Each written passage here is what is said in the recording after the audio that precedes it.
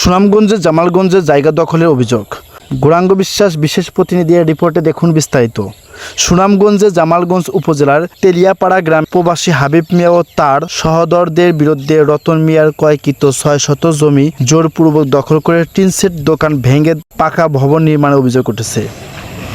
অভিযোগে বলা হয়, রতন মিয়া 2012 ও 2014 সালে জমিটি কিনে দীর্ঘদিন ধরে ভোগ দখল করে আসছিলেন এবং সেখানে নির্মিত দোকান ভাড়া দিয়েছিলেন।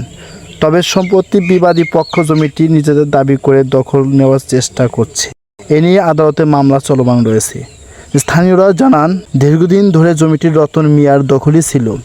কিনছি গড় শুদ্ধ আমি 15 লাখ টাকা কিনছি জায়গাটা কিনে আমি নামদারি করছি, নামদারি করিয়া 4 আগে নামদারি করছি, নামদারি করিয়া বাদে 10-12 বছর পরে রতন মনি আছে দখল ভাড়াও দিচ্ছে, এখানে একটা বড় আছে দোকান ঘর।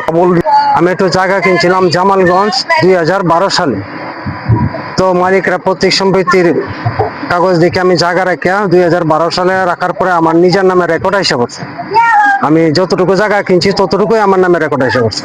এ বিষয়ে জামালগঞ্জ থানার ওসি বন্দে আলী মিয়া বলেন, লিগ্যাল এইড অফিসের নোটিশ উভয় পক্ষকে পৌঁছে দেওয়া হয়েছে এবং বর্তমান পরিস্থিতি স্বাভাবিক রয়েছে। জনক রতন মিয়া এবং হাবিবের মধ্যে জমি সংঘাতের বিরোধী ছিল। উক্ত বিরোধী জনিত কারণে রতন মিয়া লিগ্যাল এইড অফিস সুনামগঞ্জে আবেদন করিলে আবেদনের প্রেক্ষিতে SMP নিউজ 24 নিউজ ডেস্ক।